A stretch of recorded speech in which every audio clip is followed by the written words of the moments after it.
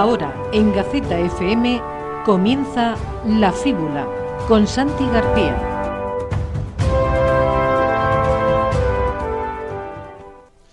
Bien, amigos, volvemos a La Fíbula, volvemos al 87.5, volvemos a gacetacartagonova.com, a gacetaradio.es, a tvgacetacartagonova.com y a, como siempre, @La Fíbula Gaceta, nuestra página, nuestro perfil oficial de Twitter. Estábamos hablando de ese origen extraterrestre de la daga de Tutankamón, daga mal llamada, puñal, según los especialistas. Vale. Según la RAE, según la RAE. Los especialistas, al fin y al cabo.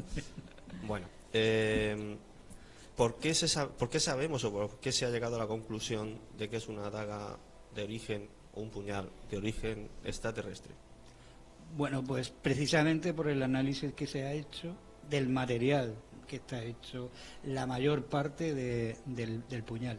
Solo se está hablando de la hoja. Sí, claro, de la empuñadura entiendo que no. La empuñadura es de oro con una serie de incrustaciones y el pomo que remata es de cristal de roca. O sea que muy de uso militar tampoco era. Sí, que sería de uso más suntuario, cultural, religioso. Exactamente. ¿Sabemos qué técnicas se han establecido para su análisis? Pues parece que se ha analizado mediante los rayos X. Es una técnica que ha permitido analizarla, parece que sin extracción de muestras, o sea, sin causarle ningún daño a la pieza, claro. Y bueno, se ha comprobado esa aleación tan concreta que parece que es lo que determina que sea ese hierro tan... Que sea meteórico. Sí, claro, que no sea un material el estándar, ¿no? Tiene una presencia de cobalto y níquel, ¿no? Que es la que determina una aleación muy concreta, o sea, unas proporciones muy concretas de esos materiales, que es lo que le da, o sea, que lo hace diferente. Los rayos X, pues son un tipo de radiación electromagnética que atraviesa el material y devuelve, o sea, rebota con una determinada longitud de onda, que es lo que al final te dice de qué material está hecho. Es como cuando hacen en esos análisis, por ejemplo, de las estrellas, que son capaces de decir de qué está hecho esa estrella o de ese planeta simplemente por la luz que se refleja, ¿no? Una cosa parecida. Sí, imagínate como las ondas de la radio, ¿no? Pero mucho más potente, que atraviesan el material o rebotan en él y entonces unas partículas absorben más, otras... Esta radiación lo que hace es estimular la molécula de determinada manera, que es lo que se refleja. Bueno, me resulta un poco difícil de explicar porque tampoco tengo un conocimiento muy profundo de cómo funciona en esencia, claro, entonces... Pero bueno, sí, con que sepamos más o menos que es un tipo de radiación que emite, como tú has dicho, como reflejo de ese material, y que eso se viene reflejado en la composición de cada una de las partes que forma, y que eso no se da de manera, vamos a decir, natural, o sea, sobre la superficie de la Tierra. Entonces, más o menos, claro, lógicamente, como se ha analizado otras piezas arqueológicamente de otros sitios que dan una proporción, si no parecida, más extraña de la que normalmente aparece el hierro en una mina de hierro, lógicamente. ¿Y qué metales o qué materia se ha encontrado tras los análisis? Pues yo creo que me parece que era cobalto, níquel en una determinada proporción. No sé si era un 6% de cobalto. Sí, es muchísimo para ser un hierro. Y eso es lo que da más o menos, sospecha o confirma que es de origen extraterrestre. En ese sentido. Es que llamarlo de origen extraterrestre es como muy llamativo. Pero claro, el mismo análisis que habla de el origen meteórico, no extraterrestre, sino meteorítico. Es decir, de un meteorito, no de un extraterrestre. Pero es que, vamos a ver, es tan simple como el origen extraterrestre, todo objeto, materia o lo que sea que esté o que proceda más allá de la superficie terrestre de la atmósfera, es extraterrestre. Terminológicamente y objetivamente. Claro, no hace falta que lo asimilemos Claro, al o sea, ovni que... el problema es nuestra mente sucia, nuestra mente que connotativamente nos trae a colación el muñequito verde que procede del espacio exterior y nos deja ir la daga, porque es así de chulo. Pero todos los periódicos no han dicho el origen meteorítico de la daga de Tutankamón. Bueno, ya lo decimos nosotros. Origen extraterrestre. El origen extraterrestre. Pero bueno, piensa que los periódicos lo que quieren es vender más. ¿Y cómo venderías tú más una noticia? Como el origen meteórico de la estructura molecular de la daga de Tutankamón, o la daga de Tutankamón es alienígena. Procede del espacio. Procede del espacio exterior.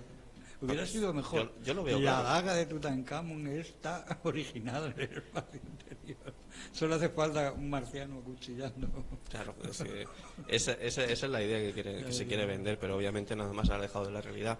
Tan simple como si nosotros nos encontramos un trocito de meteorito y con eso nos hacemos un broche. Pues sí, exactamente, el origen extraterrestre del broche. Efectivamente. Pero es muy interesante, bueno, en el artículo que viene originalmente de esto, aparte de hacer una semblanza general de cuáles son los orígenes de todo eso y tal, sí es muy interesante porque habla en conexión con lo divino, por ejemplo, lo divino del hierro meteórico, de esas cosas que caen del cielo, literalmente. La palabra en egipcio para eso era Bia Empet, que es el hierro del cielo. Ahora leerás algo del libro de los sí, muertos. Que ya lo hemos leído anteriormente. Que lo tienes por ahí preparado, pero lo hemos leído anteriormente, pero no me resisto a no leerlo otra vez porque tranquilo. es la parte más Tú subjetiva. tranquilo. ¿Querías comentar algo, Pilar? Sí, justo lo que has comentado, que ya en origen se hablaba de que era un material que procedía del cielo, ¿no? O sea, ya en la época de la creación.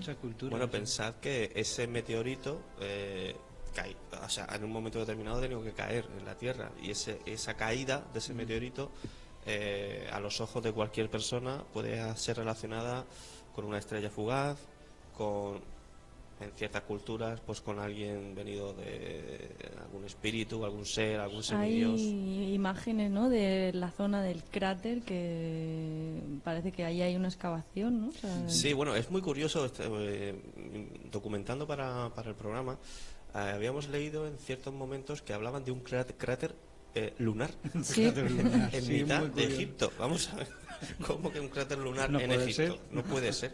Es un cráter meteórico, pero no lunar. Los cráteres lunares están en la luna.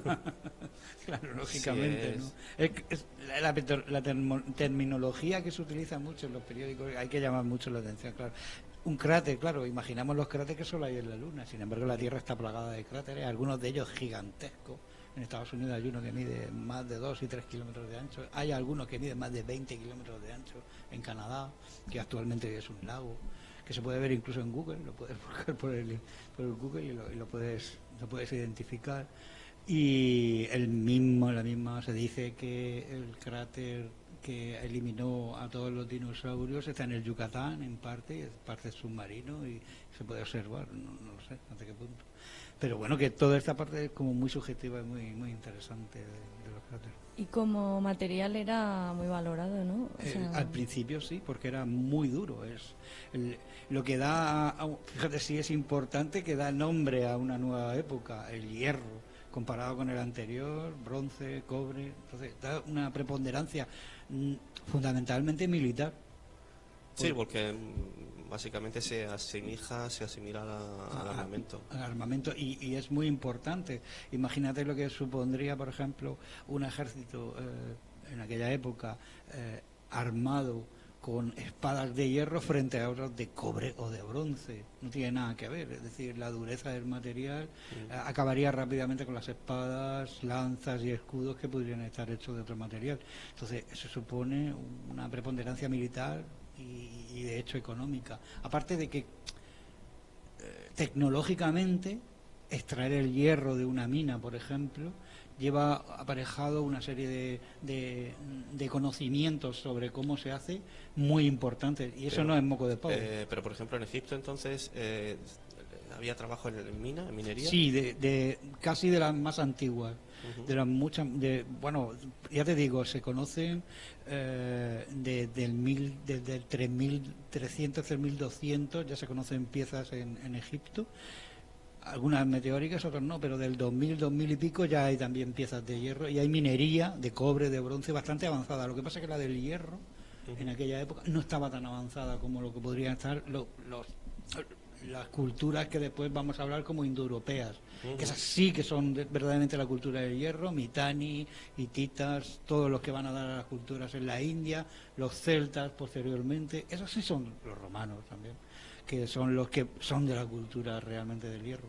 Pero vamos, de todas maneras estamos hablando de una época donde el hierro no es característico, es decir, no es pero es importante. Y después aclarar también una cosa que me parece una cosa muy, muy importante, que cuando se hable, por ejemplo, de la edad del cobre o de la edad del bronce, la gente no quiere decir que ahí se utilizaba exclusivamente o que antes no se había utilizado, es decir, se podía haber utilizado 3000 años antes, pero digamos que estadísticamente, que era lo que estamos diciendo antes, ahora tiene su preponderancia con respecto a épocas anteriores o futuras. Sí, está claro, que no tenemos por qué asociarlo literalmente al hierro o al cobre o al bronce. Exactamente. Bueno, vamos a hacer otra pausa para publicidad. Volvemos en unos segunditos y a ver qué nos dice el libro de los muertos sobre el hierro meteórico. No os vayáis.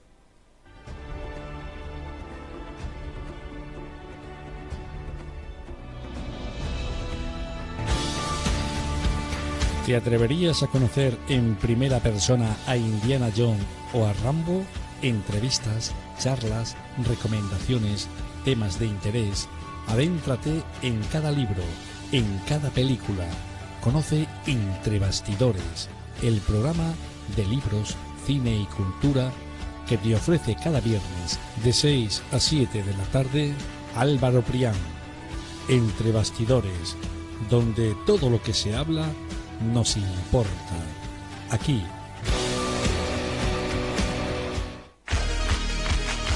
Del 3 al 5 de junio, segundo Gran Trofeo de Cruceros Spar en el puerto de Cartagena. La regata será puntuable para el Campeonato de España de Cruceros. Organiza Real Club de Regatas de Cartagena y la Federación Española de Vela. Música, diversión y el mejor ambiente náutico del 3 al 5 de junio en aguas del puerto de Cartagena. Segundo Gran Trofeo de Cruceros Spar. Sofía Ros, peluqueros y esteticistas. Te ayudamos a tener un look con las últimas tendencias y bajo el asesoramiento de expertos profesionales. Si vas a contraer matrimonio, aprovecha nuestro pack de novia. Peinado con 2 pruebas, más hidratación y brillo, maquillaje con ampolla flash, diseño de cejas, prueba de maquillaje por 180 € y nos desplazamos a tu casa. Ven a Sofía Ros y comprueba nuestras interesantes ofertas para comuniones, bodas y eventos especiales. Estamos en calle Almirante Baldassano, junto al Corte Inglés. Teléfonos 968 51 74 07 y 659 03 44 15. Sofía Ros, peluqueros y esteticistas. Disponemos de horario continuado de 9:30 de la mañana a 8 de la tarde. No cerramos a mediodía. Sofía Ros, peluqueros y esteticistas. Tu sello de calidad. 1, 2, 3, 4. Distribar. Somos distribuidores de baterías Tudor, Exide, Fumen y Panasonic. Somos especialistas en venta y distribución de acumuladores eléctricos y además, de forma gratuita, le damos asesoramiento necesario para la elección de su batería. Estamos a su servicio en Polígono Industrial Cabezo Beaza, calle Oslo, parcela 13, teléfono 968 31 14 58 o en nuestra página web www.distribad.net.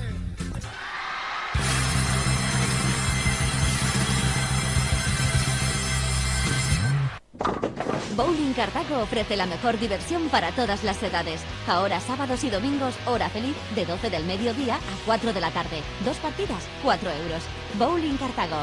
Pásalo en grande. Estamos en Torreciega, frente al polígono industrial Cabezo Beaza, en Cartagena. Abierto todos los días de la semana. Son las 5 de la tarde y 29 minutos.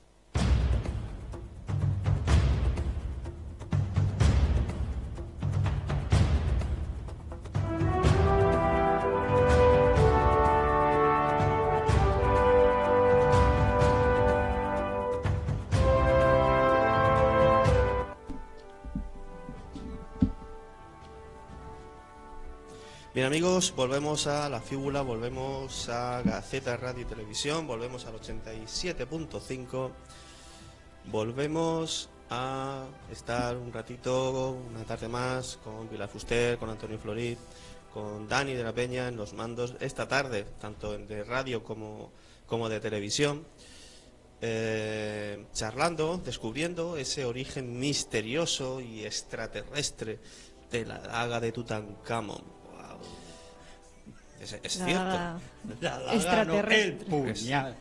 Bueno, el puñal de Tutankamón. Lo que tenemos claro es que sí, es de origen extraterrestre, pero porque es material procedente de un meteorito venido de allá de las fronteras de nuestro planeta. Más o menos. Correcto. Vale. Sobre este elemento, en la cultura egipcia era muy distendido y estaba muy desarrollado su uso.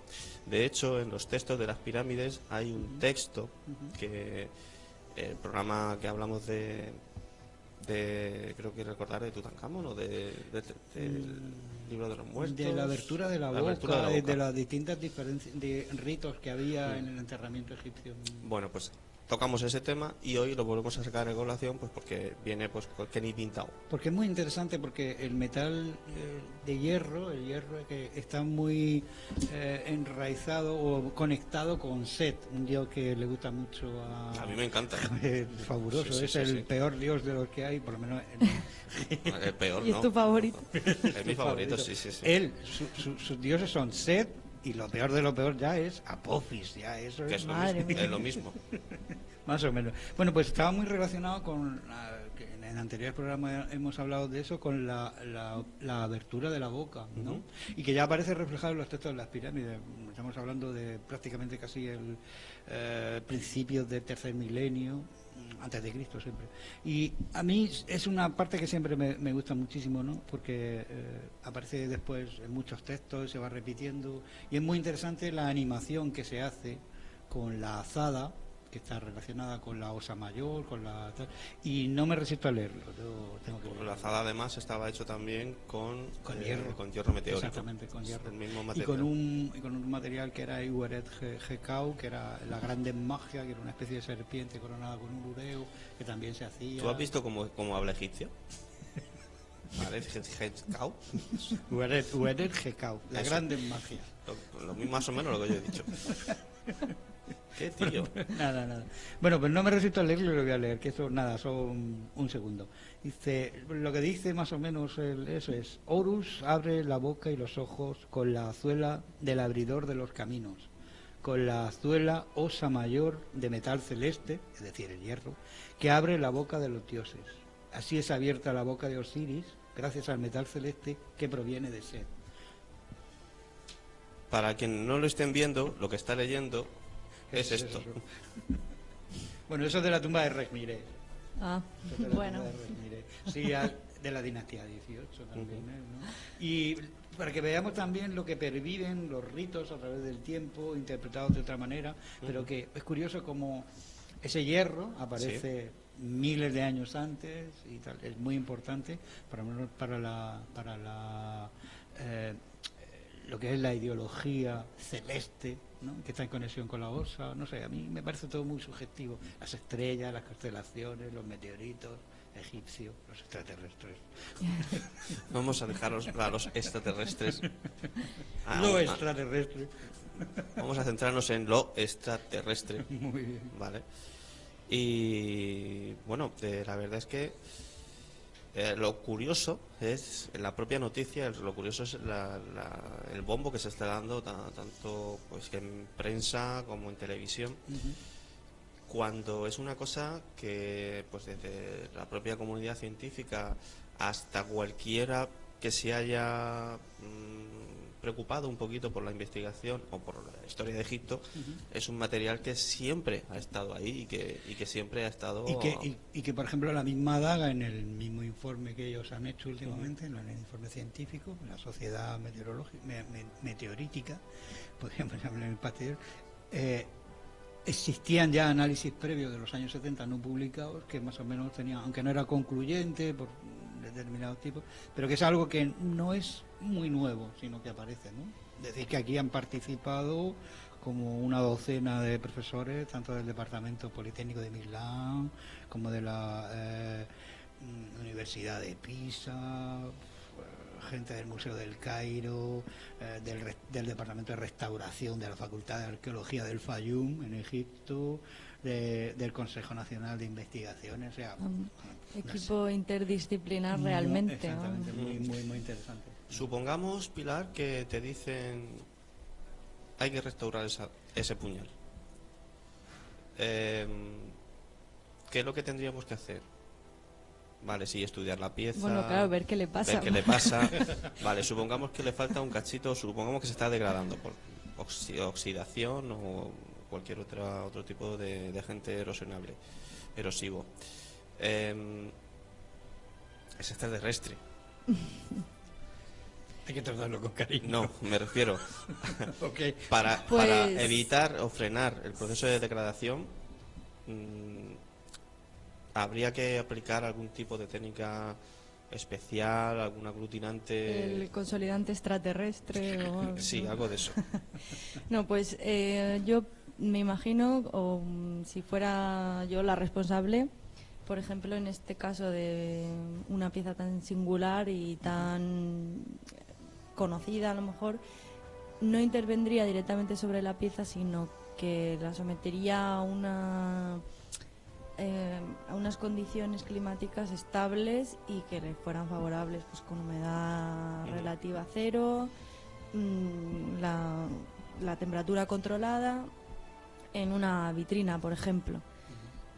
En el momento en el que controlas los agentes externos, puedes frenar el deterioro. A lo mejor no avanzaría más y sería suficiente. Si resulta que ha alcanzado un grado ya más avanzado el deterioro, la oxidación en este caso, pues sí que se le aplicaría un pasivador del óxido. Se generan unos productos más estables que no avanzan en el proceso de deterioro. En este caso no estarías por la labor, corrígeme, de aplicar ningún aglutinante, ningún pegamento, para que la gente nos entienda, que degradase aún más la pieza. Simplemente la controlarías a nivel... Claro, evitaría sobre todo intervenir en la pieza, o sea, tocarla mucho o alterar sus propiedades, sobre todo si son extraterrestres, ¿no? Pues mejor dejarlas como están y que mantenga su identidad y no añadirle nada nuevo, porque también es verdad que se ha aguantado 5.000 años, bueno, los que seguro que no hace falta que le metamos ningún plástico actual. Entiendo que si le metemos algo, o sea, si le ponemos algún tipo de resina plástica, ya dejaría de ser extraterrestre, ya pasaría a ser más terrestre que extraterrestre, ¿no? Claro. Es curioso bueno, no sé en qué condiciones, a qué condiciones habría en el interior de donde apareció, pero está excelente, ¿no? No tiene, por lo que se ve en las imágenes. Sí, yo lo que creo es que el microclima que se crea debajo de la tierra, con todos los materiales a una temperatura estable, con una humedad estable, en algunos sitios, en otros no, en el Valle de los Reyes muchas veces se inundaban por las correnteras de agua, eran capaces de inundar, pero se colmataban también. Las tumbas se colmataban. En este caso no, porque estaba en la de Tutankamón estaba relativamente intacta, entonces, pero claro, es cierto que llevaba sin abrirse pues lo que tú has dicho, 5.000 años casi. Pero bueno, vosotros ambos sabéis de sobra que para una conservación óptima, tanto una sequedad extrema como una humedad extrema son beneficiosas. Sí. En Egipto ahí tenemos condiciones de sequedad espectaculares. Claro. Entonces, para el metal es lo más óptimo, o sea, es el único material que le beneficia a una humedad relativa cero. O sea, claro. Cualquier otro necesita... Es que nos han llegado, por ejemplo, trozos de madera o por ejemplo, auténticamente piezas enteras como barcos ceremoniales, que estaban enterrados, ¿no?, junto a las pirámides, por ejemplo, y eran barcas solares y prácticamente se han podido reconstruir, ¿no? Y estaban hechas de madera y siguen estando hechas de madera y son fantásticas y ahí están. O se han conservado, por ejemplo, esculturas en madera, que no es que estén perfectas, evidentemente no están perfectas, pero sí es verdad que guardan los colores, guardan las incrustaciones vítreas de los ojos, por ejemplo, y se han guardado en unas condiciones, ¿no? En parte yo diría que casi la momificación de todos los reyes o de toda la gente a lo largo de la historia, uno de lo que explica ese carácter tan acentuado en la momificación es precisamente la sequedad del terreno, que es lo que hace, que yo creo que las primeras momificaciones son naturales. Es decir, si tú entierras en el puro desierto, entierras a un cadáver en unas determinadas condiciones, eres capaz de quitarle lo que más se pudre, por decirlo, el cerebro, los hígados, las vísceras en general, aquello, la arena hace como una esponja, y entonces lo seca y lo mantiene. Es que hasta el día de hoy se han conservado pelucas, pelos, partes del cuerpo, que cualquier cosa. Se puede hacer un análisis médico y saber de qué se murió una persona de hace 3.000 o 4.000 años antes de Cristo. A mí me parece fantástico. Sí, sí, es impresionante. Sí, la verdad que sí. Bueno, como impresionante es la publicidad que tenemos preparada y que tenemos que pasar a ella, pues porque este es el directo. Nos vamos unos instantes, volvemos en nada, en unos minutillos, no se nos vayan y pues nada, dentro Publi.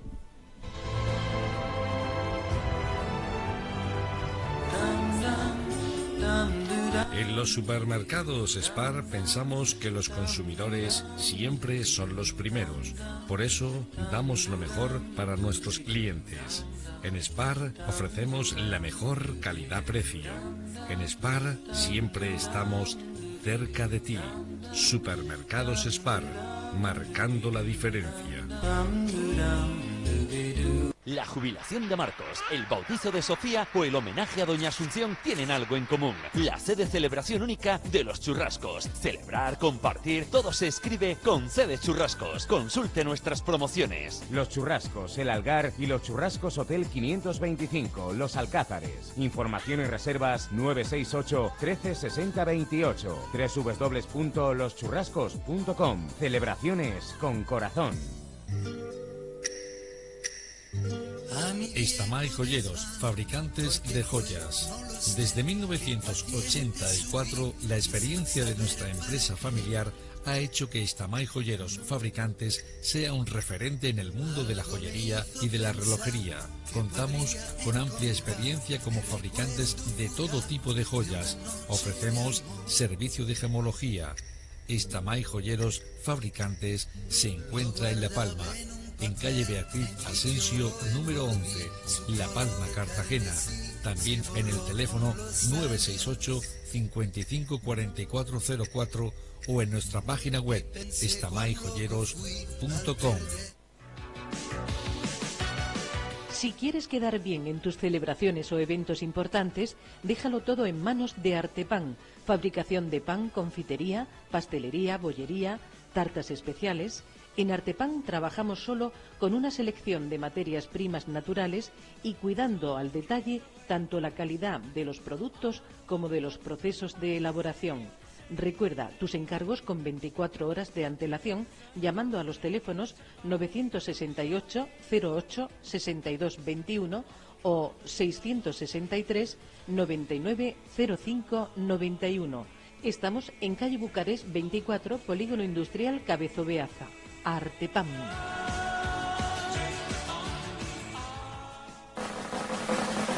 Si ves que no ves bien, venga a vernos. Somos La Óptica de Ana. Prueba tus lentes de contacto gratis durante todo un mes. También tenemos lentes de contacto monofocales, progresivas y de color. Gafas de silicona adaptada para niños.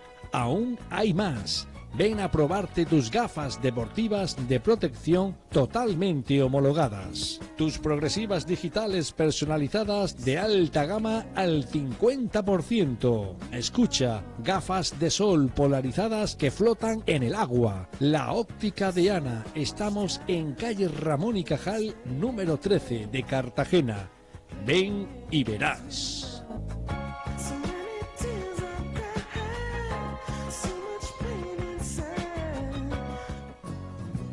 Cuando quieras dar imagen a tu negocio, fiesta o simplemente hacer un diseño personalizado, nosotros tenemos la solución.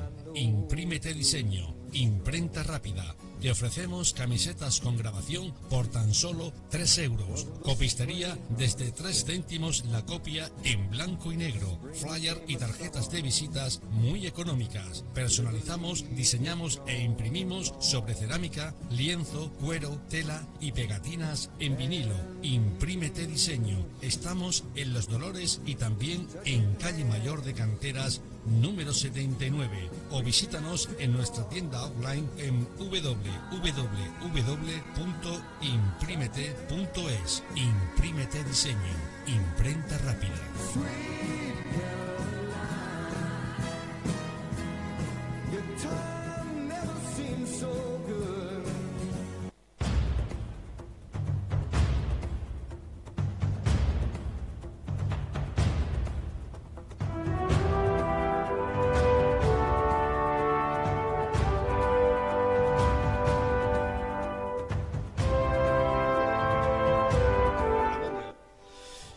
Bien, amigos, volvemos a la figura, volvemos a Gaceta, Radio y Televisión, literalmente, Radio 87.5 y gacetacartagonova.com, gacetaradio.es.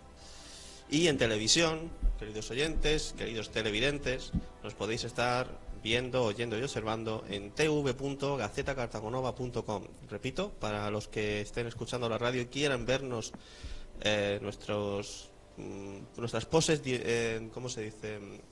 ¿Dionisíacas? Bueno, será de alguno, la mía no tanto. tv.gacetacartagonova. Apolínea. Apolínea, creo yo. Bueno, la mía es dionisíaca, la tuya se podrá ser apolínea. Ulisíaca. Repito, tv.gacetacartagonova.com. Bien, ¿queréis comentar para terminar un poquito de lo que es el tema este ya extraterrestre de la daga que venía de los cielos y todas estas cosas, del hierro meteórico? ¿Queréis comentar algo o cerramos el tema y pasamos al siguiente? No, yo creo que está bien más o menos cogido como lo hemos hecho. Tampoco, bueno, remarcar eso, que no es tanta la espectacularidad, pero es sorprendente que haya tenido tanto recorrido en tantos periódicos, porque es que ha sido impresionante lo de los periódicos. No ha habido periódico, tanto digital como físico, en el que no haya aparecido. Curioso. Sorprendente es la propia historia, o sea, sorprendente es que de una piedra que ellos no sabían, o a lo mejor sí sabían, que sí procedía sabía. Posiblemente, sí lo sabrían. Si le llamaban... Bueno, si la llamaban, efectivamente, del cielo, sí lo piedra del cielo, sí lo sabían. Pero que vamos, lo espectacular en sí es la historia. Yo muchas veces pues comento a amigos, a gente, que no hay que adornar la historia. La historia contada como tal es una aventura alucinante. Es cierto. Y como aventura alucinante, si os parece, y si Pilar tienes algo que decir sobre el hierro meteórico. Nada, me he quedado satisfecha con los datos. Con Antonio siempre se queda uno satisfecho. Gracias. Bueno, eso no sé cómo interpretarlo, pero... Bueno, pues si alucinante es la historia, más alucinante es el tema que vamos a tratar pues en los próximos minutos, que no es otro que Osiris, el dios egipcio, al que se representa pues casi siempre modificado, siempre con modificado. una piel verde o negra y atributos de realeza. Es un dios, es un rey, es un semidios, un semirrey. ¿Qué es? Es el rey, el soberano del más allá, el auténtico soberano. Rey de reyes. No más que el rey de reyes, es el rey de los vivos. Es decir, para un egipcio el rey de los vivos eran los auténticos muertos, eran los vivos. Lo que habían pasado a la vida de más allá. Para un egipcio, el rey de los vivos era el rey de los muertos. Sí. Vale, explícamelo.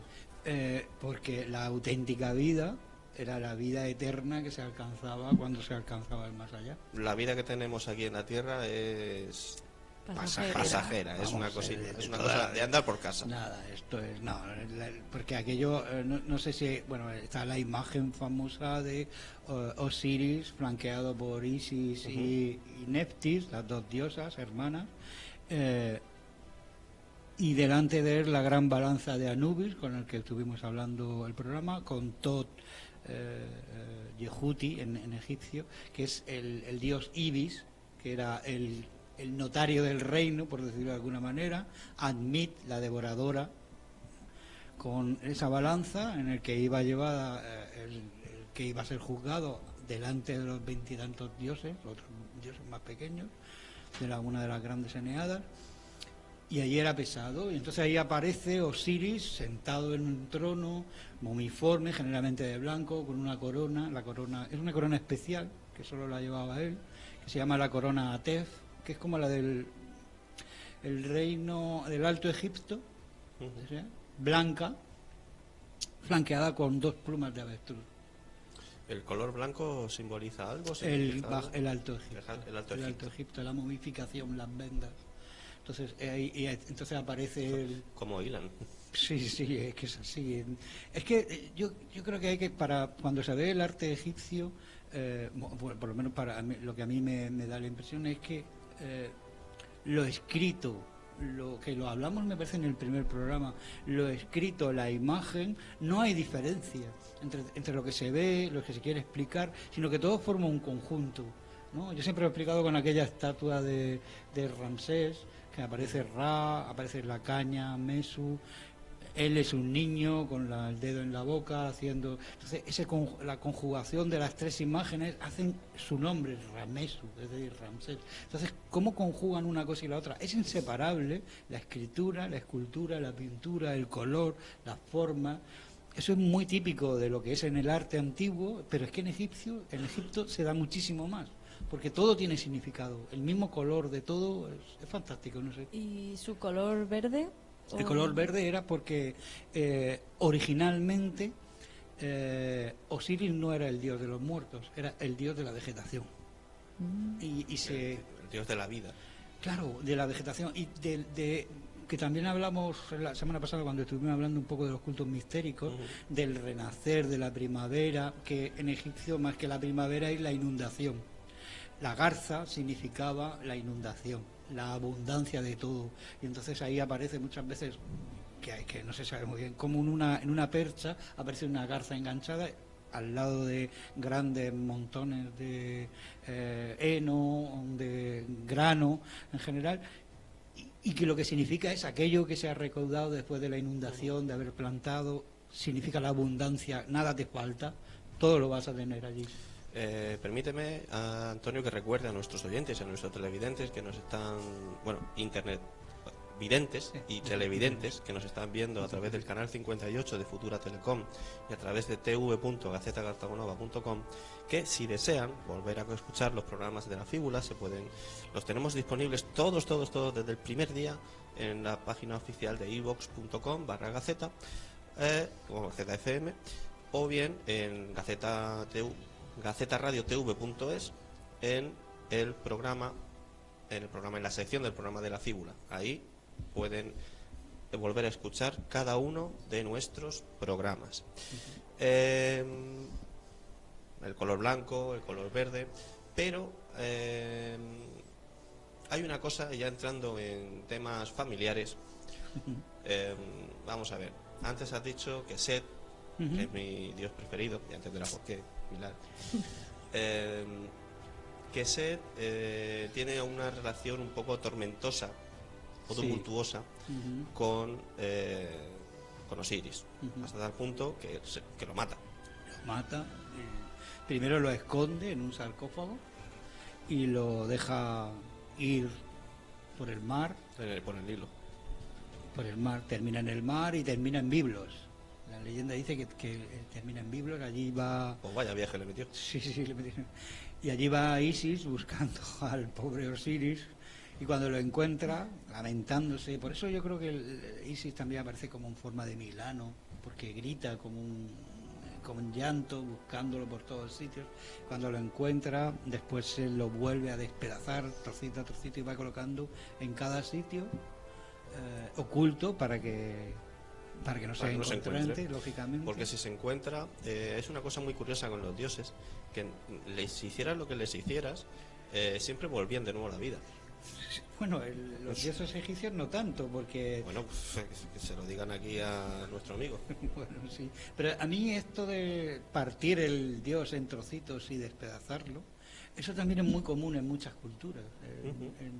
Y me parece que también, no sé si lo hablamos alguna vez, o ha sido una conversación que hemos tenido nosotros, que está también muy relacionado con el asesinato primigenio del primer monarca, ¿no? Se mata al primer porque es el fundador, digamos que es porque sabe demasiado, entonces el resto de la gente, de los que le siguen, los que son los padres de la patria, esos que lo han matado, se reparten en común, todo es un asesinato, para que no haya culpables, y ese es el origen de la comunión entre todos. Pero se comen al dios. Lo despedazan también. Lo despedazan y se lo comen. Y eso también aparece en muchas culturas. En Roma pasa con la lucha que tienen los dos hermanos, Rómulo y Remo. Set y Osiris son hermanos. Uno y otro lo que se están peleando es por la legitimidad del trono. Eso te iba a preguntar, ¿por qué se llevaban tan mal? ¿Por qué acaba...? No lo respondes ahora. No, después de la publicidad. Correcto. Nos vamos, unos segunditos y volvemos en unos instantes.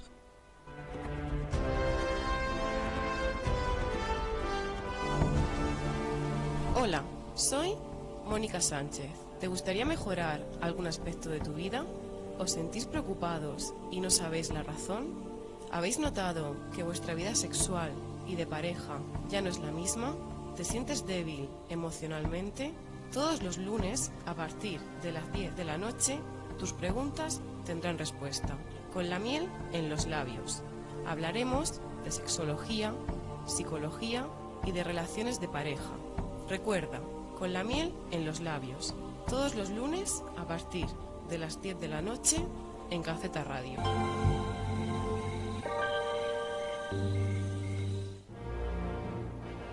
¿Te apetece vivir una experiencia inolvidable?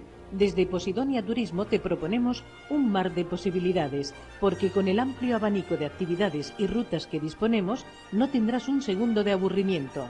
Rutas personalizadas, ecoturismo, aventura, buceo, astronomía y mucho más. Infórmate en www.posidoniaturismo.com o en el correo posidoniaturismo@gmail.com.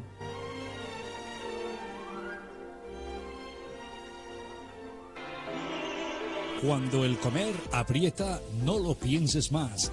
Venta Mariano, en carretera Santa Ana a Miranda.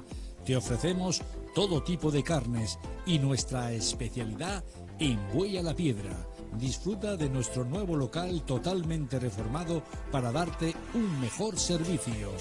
Venta Mariano, pídenos presupuesto sin compromiso para cualquier celebración. Bodas, bautizos, comuniones, despedidas de solteros y mucho más. Venta Mariano, el lujo de la buena cocina. Dale vida a tu negocio. Si no te ven, no te conocen. Si no te conocen, no existes. Eugenia Zucco. 1000 tarjetas, doble cara, todo color, plastificada, ambos lados. Desde 25, 35 y 45 euros. Flyer, desde 79 euros. Llama al 744-485529 y por WhatsApp al 698-210-876. ¿Estás pensando en hacer publicidad para tu negocio? Eugenia Zucco. No te preocupes por tu diseño.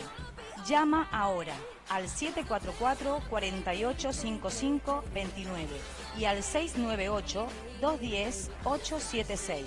La calidad es nuestra marca. Eugenia Zucco.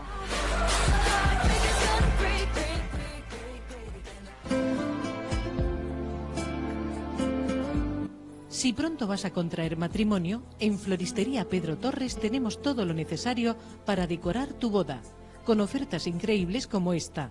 Pack de boda compuesto de arreglo floral del lugar de la ceremonia, más arreglo floral del coche de la novia, más ramo de novia, desde tan solo 400 euros y de regalo arreglo floral del coche del novio. Además, llevamos tus encargos a domicilio. Floristería Pedro Torres. Estamos a tu servicio con la profesionalidad que nos caracteriza desde 2003.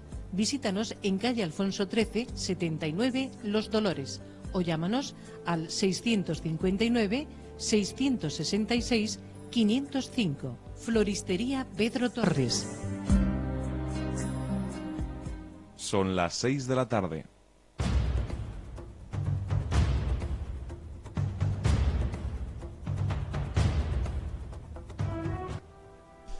Bien, amigos, bienvenidos de nuevo a La Fíbula, bienvenidos de nuevo a Gaceta, Radio y Televisión en el 87.5 y en, gacetacartagonova.com, Gaceta Radio, tv.es y tv.gacetacartagonova.com. Queridos oyentes, queridos televidentes, estamos tratando con Antonio Florit y con Pilar Fuster a Osiris. Desmenuzando un poquito la figura de ese dios egipcio tan desconocido para muchos, pero que en realidad tan familiar para una vez que te pones a estudiarlo, una vez que te pones a desmenuzarlo, literalmente. Sí, desmenuzar le viene estupendo. Muy bien. Sí, es que hilo de una manera que es espectacular. Y precisamente con eso estábamos entre manos.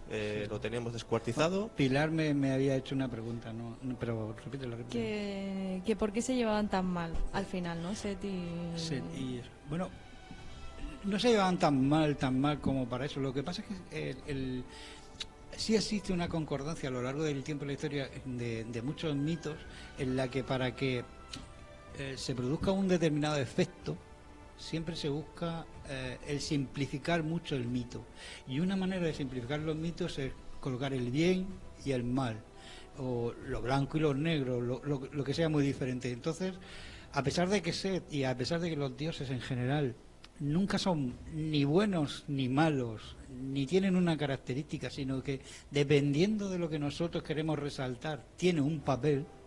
A ver, ¿se entiende lo que quiero decir? Sí. En función de lo que nosotros queramos reflejar, pues un dios tomará una actitud u otra. El mismo dios, quiero decir. Por ejemplo, uno de los grandes problemas es entender por qué Set es tan malo. En realidad era tan malo cuando al final, en época romana y en época tolemaica, ya apareció como muy malo, asociándose al desierto, asociando del color rojo. El color rojo siempre ha sido muy mala fama en toda la cultura.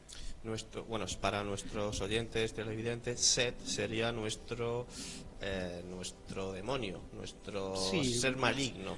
Sí, también es verdad. Pero claro, también aparece en esa época, por ejemplo, en la barca solar defendiendo a Atum, en la barca solar, defendiéndola contra Apophis. Es decir, no es malo en ese sentido.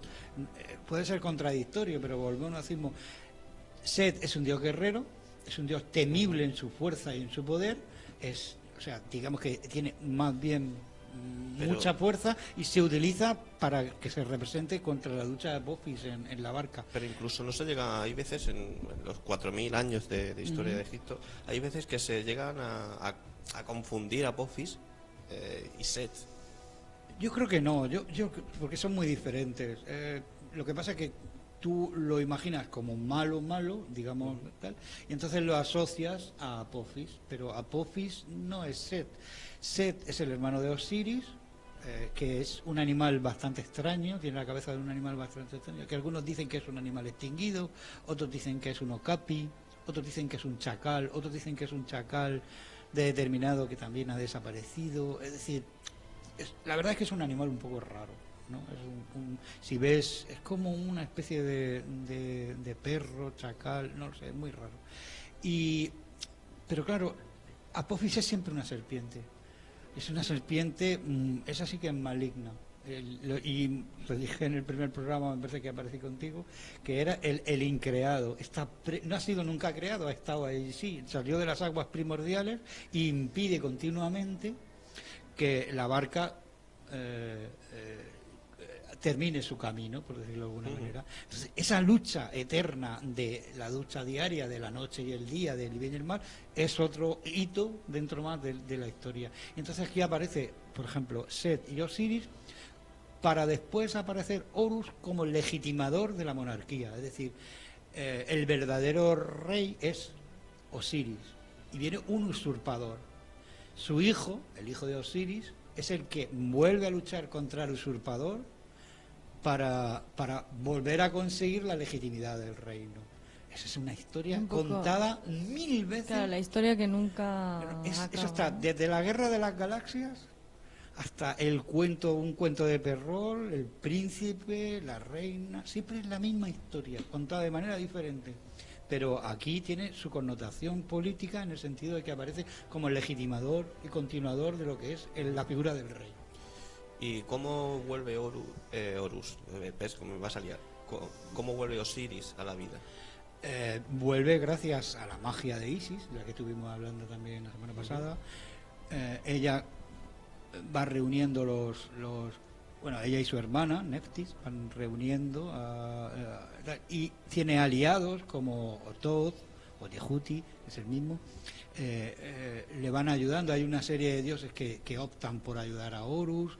Horus también, Horus aparece después, como cuando es mayor, para agarrar su eso. Y entonces es Isis la que con la magia volando encima de él va recomponiendo el cuerpo, y a su vez le falta por componer el último trozo de eso, que es el pene, que es lo que queda por construir, pero ella, por medio de la magia, queda encinta de Osiris, y quedará a luz Horus, el hijo de Isis. Y quedará lugar de nuevo la monarquía.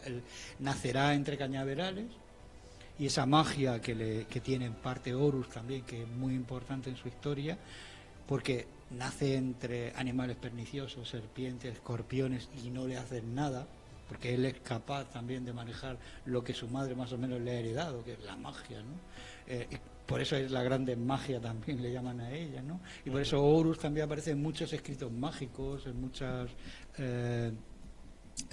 lo que se llaman hipocéfalos, son una especie de pequeñas esculturas o relieves con unas sentencias mágicas que sirven como son apotropaicos y protectores, y siempre están muy relacionados con la magia, con la protección frente al mal, con todo ese tipo de relación.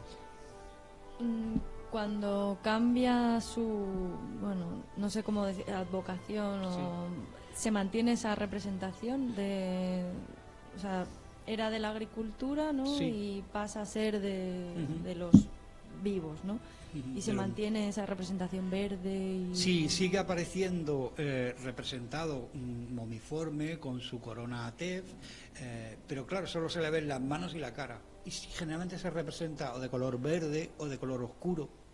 Entonces, que le queda como pervivencia del rito de haber sido un dios de la agricultura, ¿no? Había una festividad también que se hacía, se colocaba unos pequeños maceteros muy chiquititos que se han aparecido en algunas tumbas, donde se sembraba, por ejemplo, trigo, y de esa figurita iban haciendo el grano. Y era una pervivencia de lo que después significaba, ¿no? El significado de un rito de rejuvenecedor, renacimiento, y que se coloca muchas veces con ritos como, por ejemplo, Dionisos, o posteriormente en otros cultos mistéricos que tienen que ver. De ahí que se mezcle después, como estuvimos hablando la semana pasada, con Api, el toro, la fuerza del toro o la inmortalidad de Osiris, y entonces se crea Serapis, y que se cree con otros tipos, el dios muriente que va renaciendo posteriormente. No sé, es un mito muy típico de lo que es la reafirmación de la monarquía en sí misma, el mito de Horus, Isis, y que forman los tres entre Osiris, Isis y Horus, forman una tríada muy importante, yo creo que la más importante para entender la historia de Egipto, desde prácticamente el imperio antiguo hasta época tolemaica, que se conservan muchas tríadas también con las tres figuras. Entonces, Osiris es, digamos, la identificación del faraón una vez fallecido, una vez difunto. No solo del faraón, después cuando se ve en los papiros, llega a el difunto, ya no se le llama difunto. Por ejemplo, si se llamaba Gepera, vamos a suponer que se llamaba Gepera, entonces no se le habla de el difunto Gepera, sino se le llama el Osiris Gepera. Es decir, el renacido, el que va a renacer, es un Osiris. La identificación es tanto que se le nombra Osiris, es Osiris tal. Si tuviéramos que identificar un concepto con este dios, sería, por ejemplo, el de la inmortalidad. Más que la inmortalidad sería el renacimiento, el volver a la vida. La resurrección. La resurrección, esa sería exactamente la figura, que se coloca con el mito del Nilo, continuamente cada cierta época, el nacimiento. Yo creo que esa sería la palabra más que la eternidad. La eternidad sería más de Ra, en el sentido del sol, que en un ciclo eterno va dando eso. Muy bien, vamos a volver a hacer una pausita para publicidad, ¿vale? ¿Os parece? Muy bien. Si no os parece, tenéis las mismas, tenemos que ir a una publicidad. Ese jefe, o sea que manda. Aquí el que mando soy yo. Bueno, nos vamos a publicidad, nada, unos segundos y volvemos en nada, en unos instantes.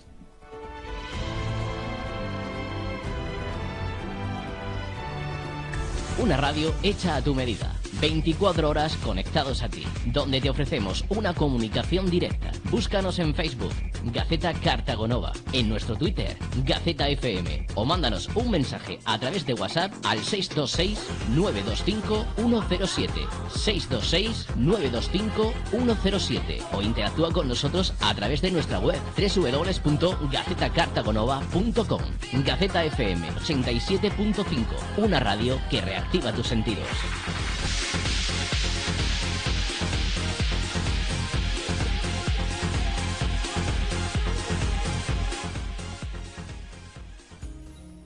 Ortodoncia de confianza y económica. La ortodoncia no es solo un tratamiento estético, es fundamental para lograr un mejor cuidado de la boca y función bucodental. Tratamiento completo con brackets, 1.500 euros. Estamos en San Javier, en Clínica Resol, en calle Cervantes 18, frente Juzgados, 968 19 18 73, y en Murcia, en Clínica Resol, en calle Almenara 12, junto al Malecón, 968 29 98 49.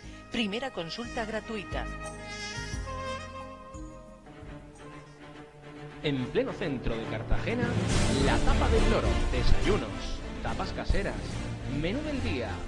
Haz tu reserva en el teléfono 968 50 60 85. La Tapa del Loro. Siempre te pones en la cola más lenta. Como en casa de uno en ningún sitio. Cuando intentas no hacer ruido, lo haces. Para limpiar de forma profesional, llamas a Limpiezas Ayala. Anda, ¿y eso?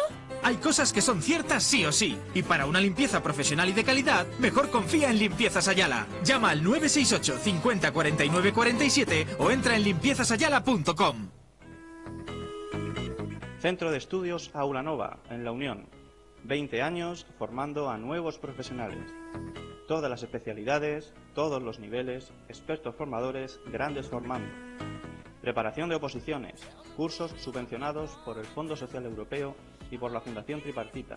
Disponemos de programas de inglés en el extranjero. También clases particulares en grupos reducidos y enseñanza personalizada. Tenemos una gran bolsa de trabajo. Puedes encontrarnos en el 968 08 3281 o en el correo admon@aulanova.net.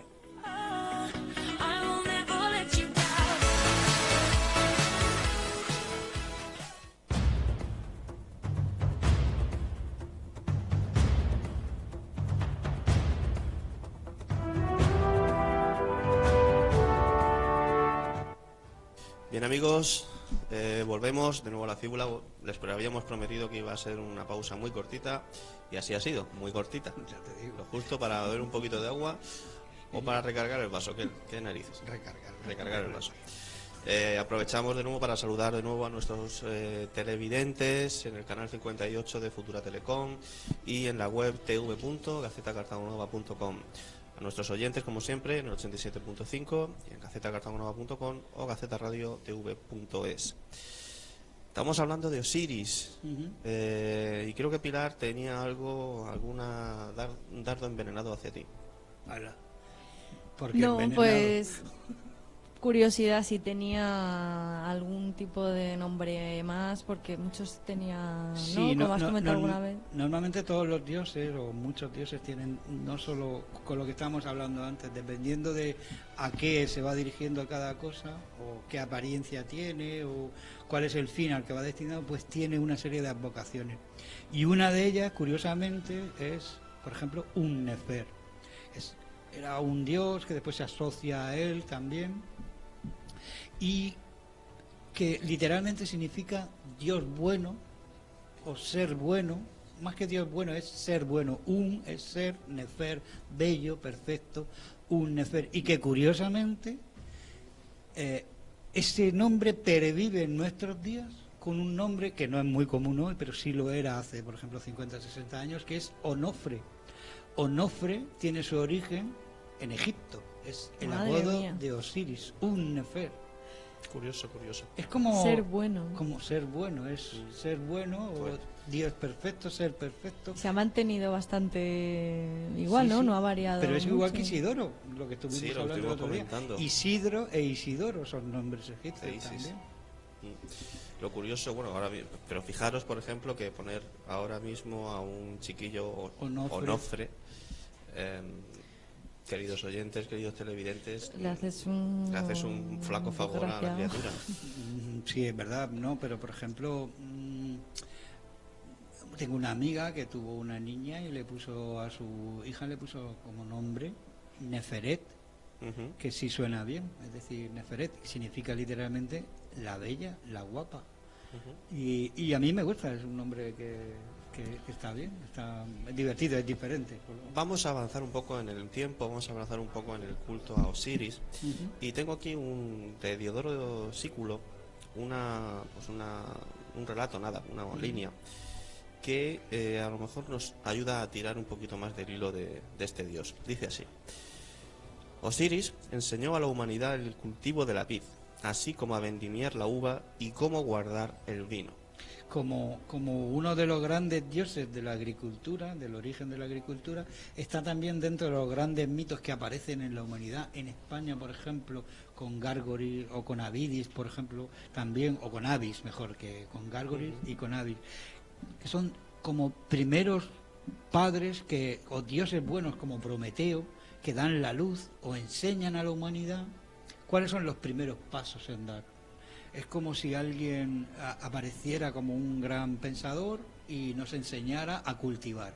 Entonces Osiris aparece posteriormente en épocas tolemacas como el mito parecido a Prometeo, al que trae el vino, porque hay que tener en cuenta que Osiris muchas veces es vinculado con Dionisos, como dios también sufriente, como dios de la orgía, como dios está pillado por los pelos. También Osiris muchas veces es identificado con Zeus. Claro, que son tan amplios que se necesitan varios posteriores para completar. Nuestra concepción, a ver, por ejemplo, yo siempre me voy al mundo clásico, al mundo romano, greco-romano. Estamos hablando de 500, 600 años, y ya de por sí el propio Zeus, la propia Afrodita, el propio Hermes, en función del tiempo, en función del periodo, más o menos se evoluciona la concepción y el significado de ese dios. Pero es que aquí estamos hablando de 4.000 años. Sí, pero no es tan difícil. Es decir, hay que comprender que el paganismo era, en cuanto a religión, muy abierta. Era tan abierta que era capaz de asimilar dioses incluso que no fuesen de tu cultura. Y los romanos para eso eran especialistas. Una manera de hacerlo era estudios, Marte, asociarlo a un dios de la guerra, a otro dios de los celtas o el dios de los celtíberos, o por ejemplo con Egipto o con quien sea, da igual, con los sármatas, con los persas. La cosa era identificarlo. ¿Tú crees que entonces el culto a Osiris, o tu pilar, el culto a estos dioses, por ejemplo con el cristianismo, desaparece o simplemente se transforma y se adapta a las nuevas religiones? No sé, es como si ya no tuvieran esa necesidad tan básica de dar explicación a tantas cosas que parece que los antiguos dioses, bueno, los antiguos, más antiguos aún, sí que le buscaban, ¿no? No sé, es como que todo está recogido por los dioses, desde las cosas... Yo opino de manera diferente. Yo creo que existen dos niveles.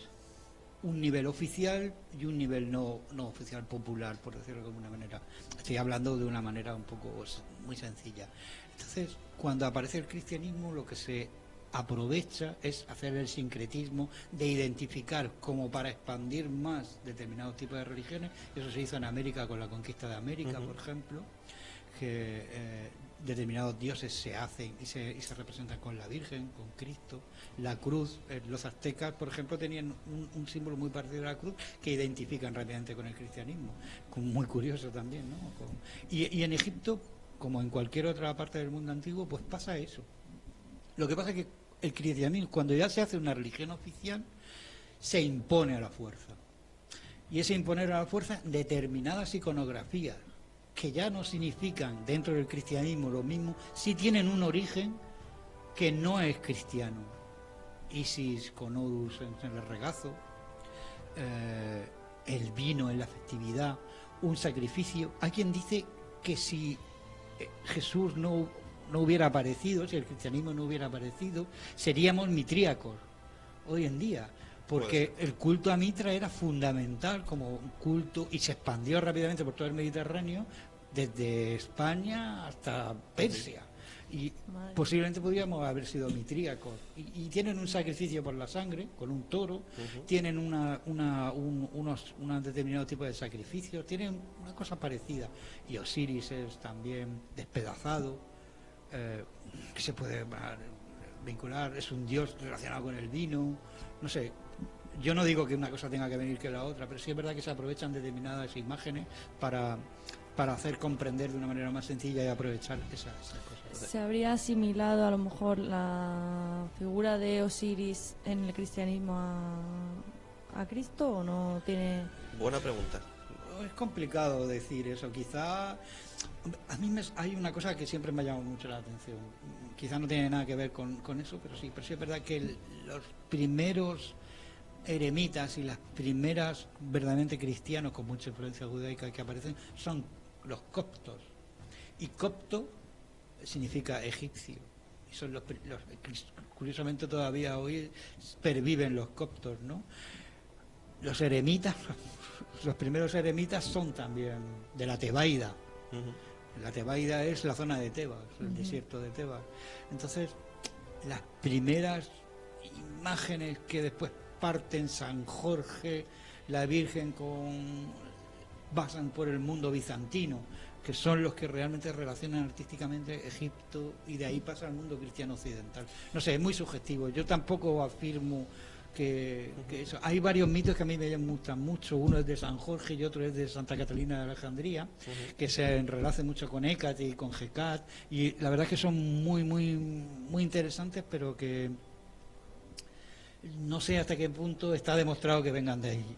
Sí. Quiero decir. Hombre, lo que está claro es que Jesucristo, Osiris, sí tienen rasgos comunes. Vamos a ver, estamos hablando de una resurrección, estamos hablando de una vida después de la vida, una vida, una nueva vida, claro. Una vida no la vida eterna, pero sí, una vida auténtica, una vida de verdad, un paraíso. ¿Vale? En ese sentido sí puede haber cierta similitud.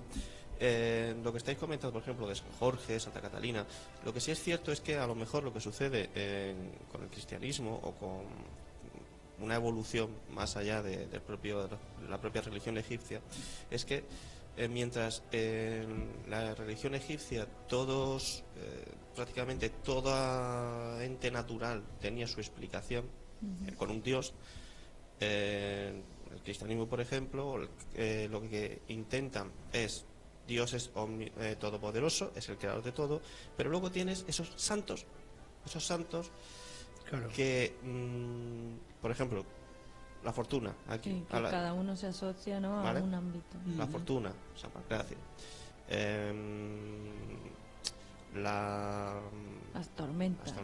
Santa Bárbara. ¿Te acuerdas de Santa Bárbara solo cuando truena? Además es la patrona de la artillería, por los cañonazos, evidentemente.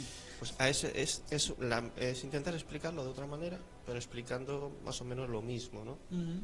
Es curioso. Es curioso. Lo que pasa es que quizá no sea igual las distintas vacaciones de los santos. Los santos son ejemplos a seguir. No es lo mismo. Son ejemplos a seguir, son, digamos, vidas que es para imitar, por decirlo de alguna manera, como guía para el cristiano. Mientras que los dioses son una explicación diferente. Es cierto lo que tú dices, que digamos que los dioses son como más atmosféricos. Sí, pero por ejemplo he buscado la palabra expresamente para eso, ¿no? En época romana tenemos los dioses mayores y los dioses menores. Exactamente. Es algo parecido. Los dioses mayores son las grandes Eneidas y los dioses menores son los que están en contacto directo con el pueblo, con ese agricultor, con esa persona que está en su casa labrando o ganándose la vida en su pequeñito hogar. Bueno, vamos a hacer otra pausita para publicidad, vamos a recargar un poquito de agua, nuestros televidentes, agua y pis, y volvemos en unos instantes.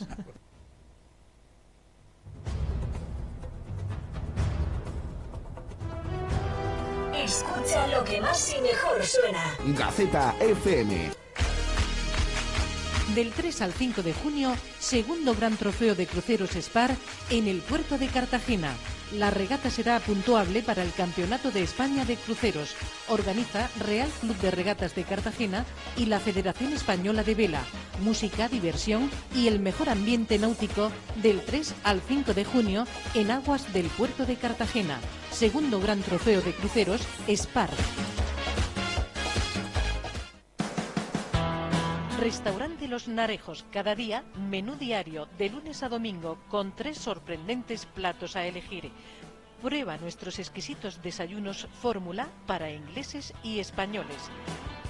Restaurante Los Narejos, estamos cerca de la rotonda de los pubs, en los bajos del Hotel Los Narejos. Para reservas, marca nuestro teléfono 968 57 56 34. Ven y disfruta de la buena cocina cerca de la playa en Restaurante Los Narejos.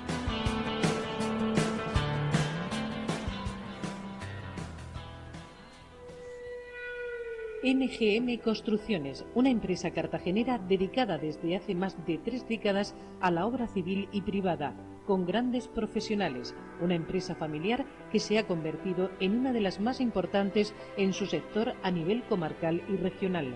Una empresa de Cartagena que se preocupa de Cartagena y trabaja por Cartagena. Nos puedes encontrar en www.mgmconstrucciones.es o en info@mgmconstrucciones.es o también en el teléfono 968 55 85 97. Bowling Cartago ofrece la mejor diversión para todas las edades. Ahora sábados y domingos, hora feliz, de 12 del mediodía a 4 de la tarde. 2 partidas, 4 euros. Bowling Cartago, pásalo en grande. Estamos en Torreciega, frente al polígono industrial Cabezo Beaza, en Cartagena. Abierto todos los días de la semana.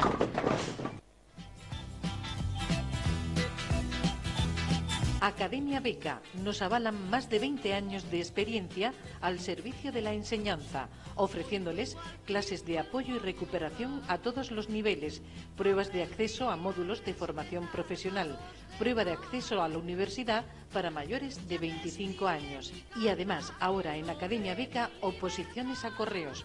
Aprobadas 1.606 plazas para trabajar en correos. Prepárate ya en Academia Beca. Estamos a tu disposición en Paseo de Alfonso XIII, número 3, Entresuelo, teléfono 968 52 3107 o en www.academiabeca.es.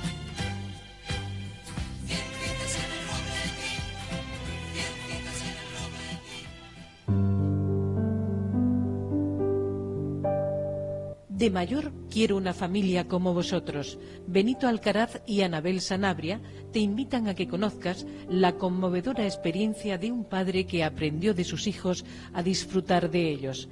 Este libro, escrito desde la reflexión, desde el sentido común y desde el corazón del mejor padre posible, le puede ser de gran aprovechamiento tanto si tiene hijos problemáticos como si no los tiene.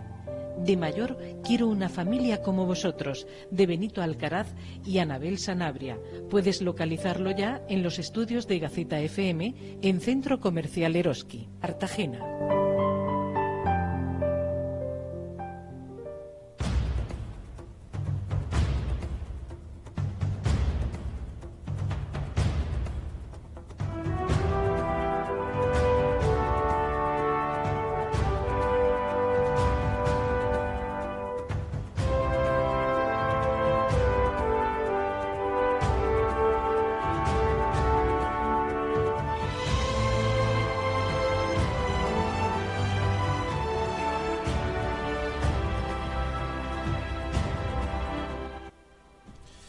Bien amigos, volvemos a La Fíbula, volvemos a Gaceta Radio, volvemos a Gaceta Televisión, emitiendo en directo en el 87.5 de la FM, en gacetacartagonova.com, en gacetaradiotv.es y en los canales de Canal 58 Futura Telecom y en tv.gacetacartagonova.com. Saluda, que te he visto con ganas. Bueno. Bueno, estamos terminando de hablar de Osiris. Vamos a cerrar ya el tema. Vamos a avanzar un poquito en el programa. Pero antes, Pilar, creo que tenías alguna preguntilla. Sí, ya es a título personal y de curiosidad. Uy, me da Tú miedo. habías dicho, Santi, que tu dios favorito era Set. Sí. ¿Y por qué?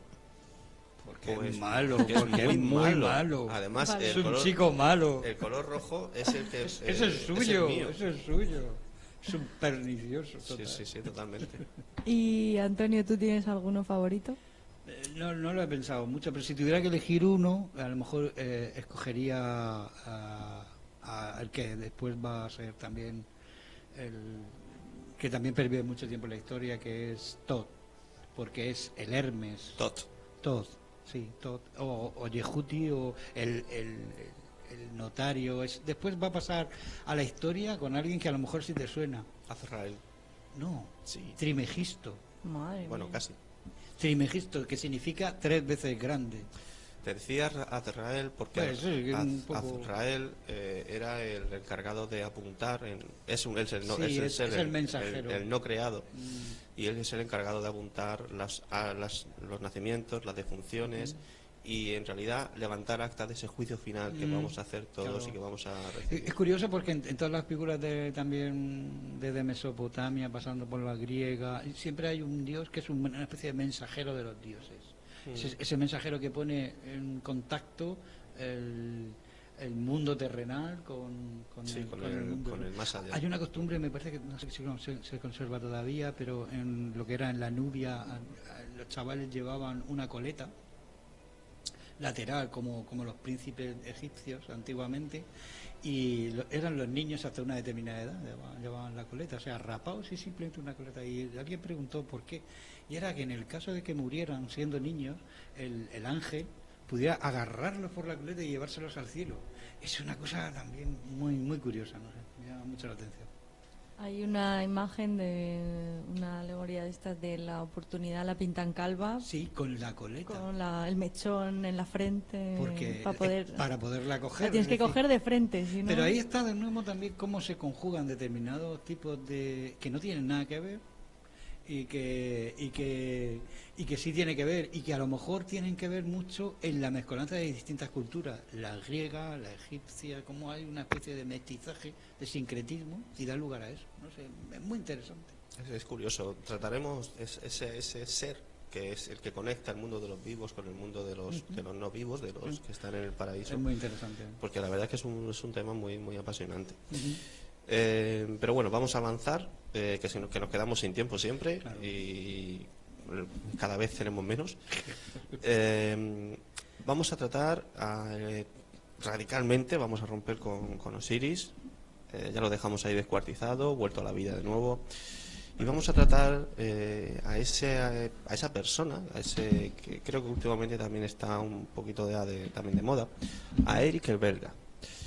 Pilar, ¿qué nos puede decir de este hombre? Bueno, pues se ha dicho mucho, ¿no? Yo hoy traigo una breve recopilación un poco pues de lo que se conoce de su trayectoria. Y bueno, cuando empecé a documentarme tampoco sabía cómo llamarlo, ¿no? Ladrón, recuperador, pintor, él mismo habla de que hace restauraciones, vamos, que vale para todo. Incluso hasta falsificador, ha sí, hecho sí. de todo ese hombre, ha hecho de todo. Es una maravilla. No, algunos no opinan claro, eso. Para unos es odiado y querido. Sinceramente, una persona que roba, pues después devuelve lo robado. Hombre, devuelve para ganarse una libertad condicional cuando ya está preso. El motivo es lo de menos, es el acto. El fin es lo que cuenta, ¿no? Efectivamente. Eso es muy de Maquiavelo. Muy correcto. De Maquiavelo. Bueno, pero vamos a centrar un poquito el tiro. Cuando nace...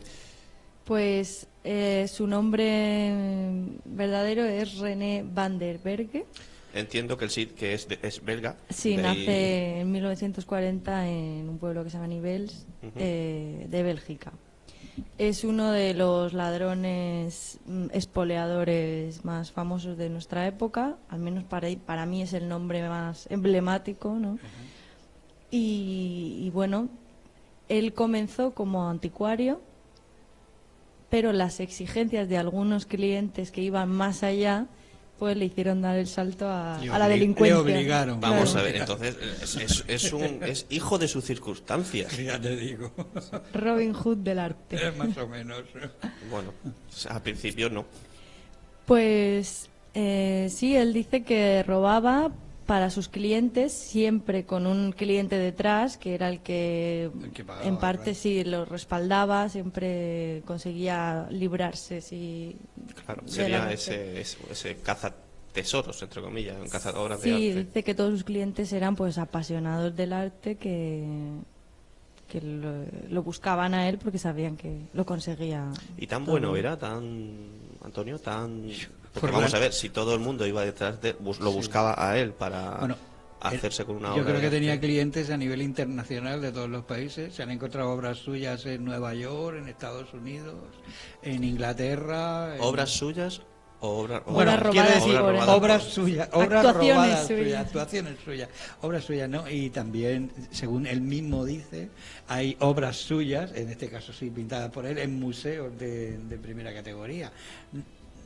Dice que tiene 12 o 13 todavía colgadas por ahí. Y después ha robado, en España por ejemplo, se ha llegado a llevar un retablo de 2 toneladas. Fue capaz de llevarse 2 toneladas. ¿Pero eso en el bolsillo? ¿Lo llevaba en la mochila? Cogía camiones, ya de manera legal, pero... A gran escala, eso se llama robo a gran escala. Sí, madre mía. ¿En España también, decís? Sí, España, más en el extranjero, o sea, en Francia y Bélgica, pero aquí en torno a unas 30 o 40 obras, por lo que tengo... Fundamentalmente en Castilla y León. En Castilla y León. Sí, en norte, sobre todo. Ancha Castilla. Sí, pero en esos pueblecitos que están así, que tienen mucha tradición, con muchos... Estuve, por ejemplo, el verano pasado en Medinaceli y tenían... Todas las iglesias se habían puesto en uno de los conventos, habían reunido todos los grandes retablos y todas las pequeñas esculturas religiosas porque tenían miedo a que se las robaran. Y sabéis, bueno, la pregunta, disculpad mi ignorancia, ¿Él sigue vivo? ¿Sabéis si sigue vivo? Sí. Sí, se quedó aquí en España, vive en Málaga, se casó con una española, Nuria Gutiérrez de Madariaga. Es una abogada a la que conoció estando él en prisión en Barcelona. ¿Cómo no? No sé si era su abogada, eso creo que no, pero que coincidieron ahí. Sí, claro, es lo normal. Entonces, tenía muchas posibilidades de que su mujer fuera por ahí. Él tiene un encanto elegante del ladrón que parece que lo hace por amor al arte y... Bueno, él nos critica, ¿no?, a los españoles por un poco la dejadez de muchas obras. Tiene toda la razón del mundo.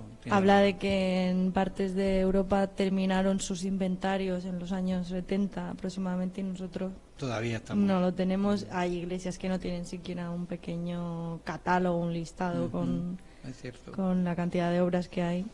No, sí, estoy empezando por nosotros. También es verdad que hay que reconocer que el patrimonio artístico que tiene España no lo tiene, por ejemplo, otros países. Sí, pero Antonio, somos muy dejados.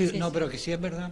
No, sí, es verdad que somos muy dejados, pero sí es verdad que en otros países han sufrido varias guerras. Nosotros hemos sufrido una guerra civil que también rompió mucho nuestro patrimonio, pero sí es verdad que en la Segunda Guerra Mundial, por ejemplo, acabó con mucho del patrimonio que tenían en Europa, y nosotros no hemos sufrido una guerra tan devastadora como podía ser la Segunda Guerra Mundial. Tengo aquí el dato de que abandonó la prisión, perdona, Pilar, abandonó prisión en 1985, que fue absuelto de 14 juicios, casi nada, pero por prescripción de los delitos. O sea, bueno, y por colaborador, el que colaboró con la policía para recoger muchísimos... Ahora entraremos en ese detalle, pero de las obras que sepáis que pues sustrajo, ¿tenemos datos? Algunos, o sea, sí en general, pero así para destacar, sobre todo que él conservaba muy bien, por lo general, las obras, no les causaba ningún daño. Lo que has comentado del retablo. Sí. Los propios párrocos, ¿no?, comentaron que se había hecho el desmontaje con mucha profesionalidad, que no se había roto nada. Era una bellísima persona después de todo. Hombre, entiendo que si lo contrataban para hacerse con ese retablo, por ejemplo, entiendo que lo tendrían que entregar en perfectas condiciones. Evidentemente. Pero sí es verdad que este tío era un auténtico profesional, ¿no? También un experto a la fuerza, ¿no? Porque lo llamaban incluso para verificar o para pedirle su opinión según una obra real o no. ¿Sabéis si usaba la fuerza o...? No, creo que no. Nunca llegó a tener delitos de sangre. Él también es verdad que dice que muchos de los robos que se le atribuyen, o muchos de los... no son tal robos en sí, sino... Llega a decir, por ejemplo, en su libro, porque escribió un libro también... Yo también hubiera escrito un libro con 1500 obras de vueltas. Bueno, pero es un libro que se llama Por amor al arte. Joder, como hilar. Eso me hace mucha gracia cuando es un libro que se ha vendido mucho y prácticamente se justifica. Él cuenta una especie de Robin Hood de lo que estamos hablando, de su preocupación del arte y tal. Claro, pero sacó un montón de pasta de todas sus actuaciones. Y no sé, a mí me llama mucho la atención este hombre. Sí, la naturalidad con la que se le ve hablando, incluso con las personas a las que ha robado, porque muchos le siguen guardando el rencor. Y lo que iba diciendo, que llega a decir, por ejemplo, que era tal el patrimonio que tenía, por ejemplo, la Iglesia, que el Vaticano, en dificultades económicas, dio órdenes expresas de que se vendiera todo menos vírgenes. Claro, entonces llegaba este hombre y a lo mejor se podía tirar negociando 6 y 7 meses con un párroco para que le vendiera una pieza, que podía ser un candelabro de plata y que a lo mejor no era muy interesante para él, pero si le daba, y a lo mejor lo vendía por, estamos hablando en pesetas, 10.000 pesetas, después lo vendía por 40.000 en Alemania. Entonces, claro, entonces no estaríamos hablando de robos, sino de transacciones. Bueno, pero la legislación prohibía que algo que tuviera más de 100 años pudiera salir de España. Entonces, cualquier cosa que hay en una iglesia es del siglo XVI, siglo XVII, siglo XV. Entonces, eso también era ilegal. Se podía considerar un robo. Un delito. Bueno, vamos a publicidad y entramos ya en la recta final del programa. Vamos a entrar de lleno en la vida de Eric. Vale, muy bien. Amigos, no se nos vayan. Son las 6 de la tarde y 43 minutos. Estamay Joyeros, fabricantes de joyas. Desde 1984, la experiencia de nuestra empresa familiar ha hecho que Estamay Joyeros, fabricantes, sea un referente en el mundo de la joyería y de la relojería. Contamos con amplia experiencia como fabricantes de todo tipo de joyas. Ofrecemos servicio de gemología. Estamay Joyeros, fabricantes, se encuentra en La Palma, en calle Beatriz Asensio, número 11, La Palma, Cartagena. También en el teléfono 968 55 4404 o en nuestra página web estamayjoyeros.com. Si quieres quedar bien en tus celebraciones o eventos importantes, déjalo todo en manos de Artepan. Fabricación de pan, confitería, pastelería, bollería, tartas especiales. En Artepan trabajamos solo con una selección de materias primas naturales y cuidando al detalle tanto la calidad de los productos como de los procesos de elaboración. Recuerda tus encargos con 24 horas de antelación llamando a los teléfonos 968 08 62 21 o 663 99 05 91. Estamos en calle Bucarest 24, Polígono Industrial Cabezo Beaza. Artepan.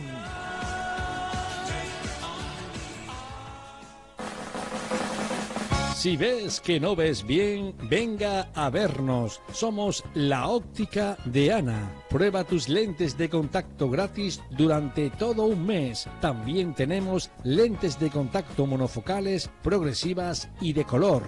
Gafas de silicona adaptada para niños. Aún hay más. Ven a probarte tus gafas deportivas de protección totalmente homologadas. Tus progresivas digitales personalizadas de alta gama al 50%. Escucha, gafas de sol polarizadas que flotan en el agua. La Óptica de Ana. Estamos en calle Ramón y Cajal, número 13 de Cartagena. Ven y verás.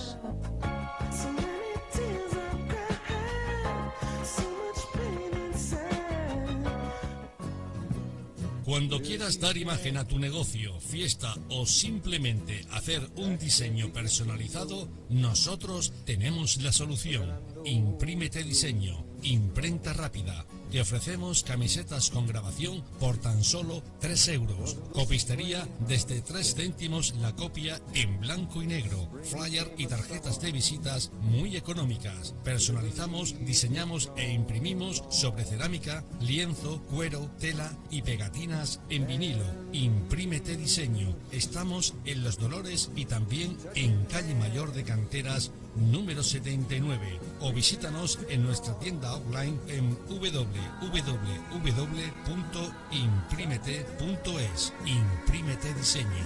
Imprenta rápida.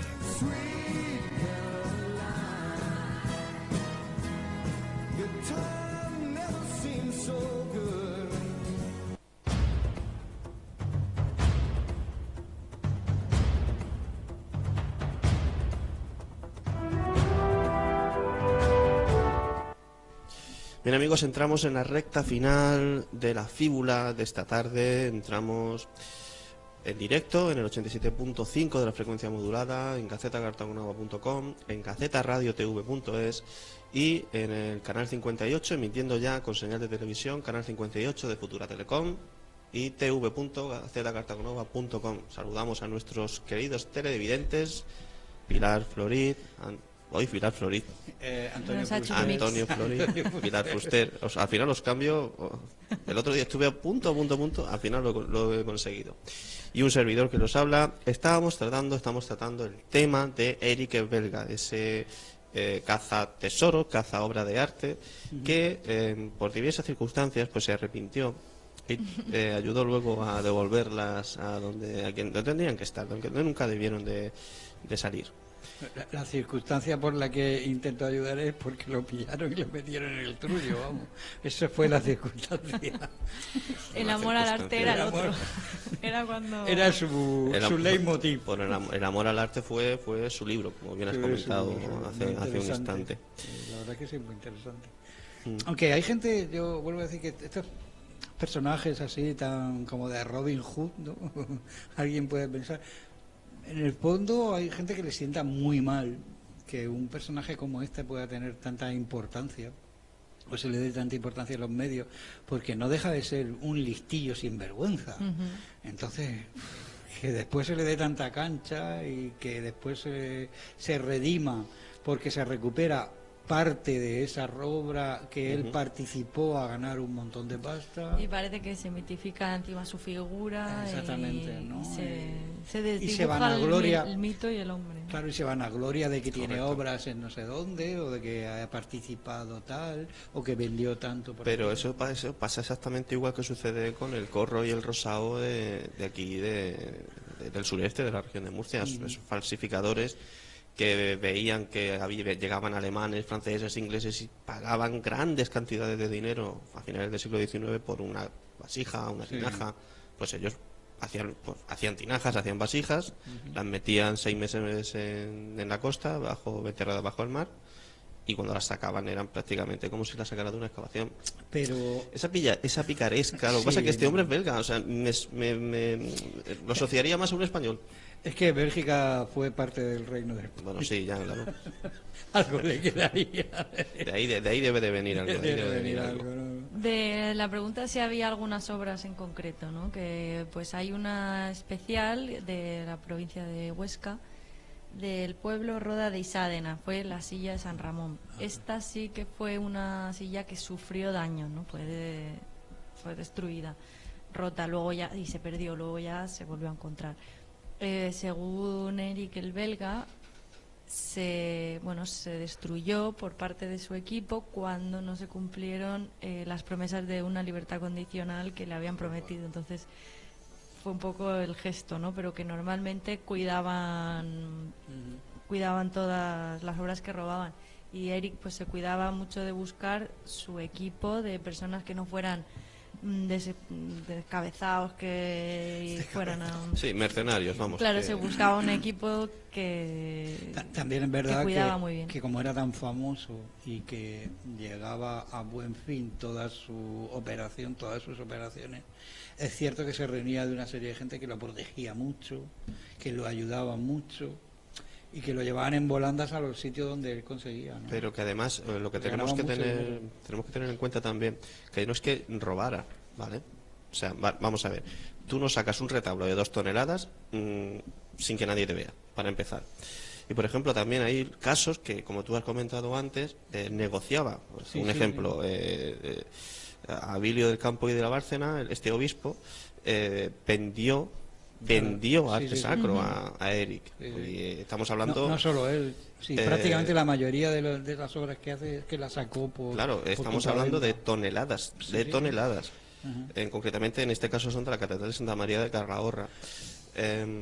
Si tú haces una transacción, otra cosa es que... pero no cumple la ley, ni una ni otra. Pero no está robando, es lo que vengo a decir. Claro, pero depende de los casos. En otras ocasiones sí que era literalmente, me cuelo por una puerta, lo saco por la noche y me lo llevo. Robo tal cual. Es que hizo de todo. Vamos a ver, si no tiene necesidad, si la necesidad, es decir, si la última respuesta que yo tengo era conseguirlo a base del robo, se robaba. Pero si tenías que estar unos meses dorándole la píldora al párroco, al obispo, a quien sea, se le estaba... ¿Por qué? Porque es menos arriesgado. Pero entonces, lo que vengo a decir, vamos a ver, ¿quién tiene más culpa? ¿Eric, que negociaba y compraba, o el obispo de Calahorra, que en definitiva es el que aceptaba el dinero y vendía la pieza? ¿Tú quieres que llamemos algo al obispo ese que vendió algo, verdad? No. Dios me libre. No, yo creo que es igual de culpables uno y otro, porque ambos se benefician de una actividad de entender el patrimonio como algo propio, como algo no algo que es respetable, guardable y que nuestros hijos o los hijos de nuestros hijos sigan disfrutando, es algo que no es tuyo. Es decir, una iglesia no es del párroco, una iglesia es de todos, porque se construyó gracias a que todo el mundo participó de una u otra manera, sea una iglesia del siglo XV, sea del XVI, sea del día XIV, del siglo XIV, es decir, todo el mundo ha participado. Claro, el patrimonio en ese sentido forma parte de la identidad del pueblo, exactamente. No pertenece a la iglesia. Aunque sea a lo mejor en un caso concreto una propiedad privada de alguna cosa, pero aún así. Es complicado, el patrimonio de la iglesia es muy complicado, porque por un lado el Estado es incapaz de agarrar bajo sus alas todo ese patrimonio porque no tiene suficientes medios para poder cuidar de él.